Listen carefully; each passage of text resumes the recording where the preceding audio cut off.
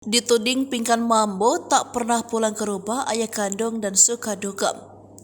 Michelle Ashley bertanggapan. Michelle bertanggapan soal dirinya yang disebut sang ibu pingkan mambo tak pernah pulang ke rumah dan suka dugem.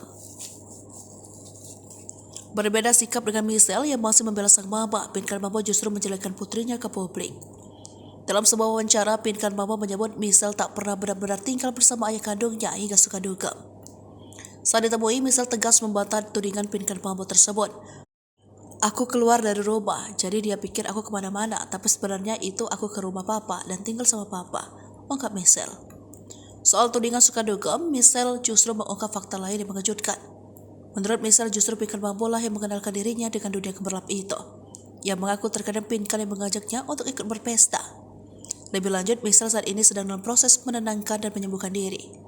Sebab setelah menjadi korban pelecehan oleh sang ayah sambung, kini menyisakan sakit dan trauma yang mendalam. Gadis 17 tahun itu berharap bisa melupakan masa lalunya dan bisa menjalani masa depan dengan baik. Insya Allah semoga bisa berlalu dan aku bisa terus berlanjut ke masa depanku, tandasnya.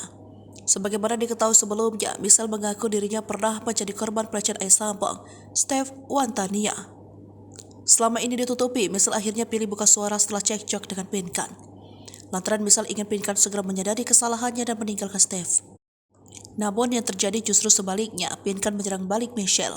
Sejak Michelle tampil di publik, ia mengaku tak berkomunikasi dengan Pinkan. Di sisi lain, Pinkan mambo mengungkapkan sudah merasa tertekan sebelum permasalahan anaknya muncul. Hal itu diungkapkannya saat menjadi bintang tamu di podcast YouTube Melanie Ricardo. Pinkan mambo mengatakan dirinya merasa ditekan oleh seseorang hingga membunuh karakternya. Lantas ia pun menyebut dirinya memiliki dua kepribadian. Disebutkan ia memiliki rasa percaya diri dan memendam rasa sakit hingga traumanya. Namun selama ini Pinkan mencoba memperlihatkan tetap tegar di hadapan publik serta media. Pinkan pun menuturkan jika rasa tertekannya bertambah saat sang anak menjadi korban pelecehan oleh ayah sambungnya.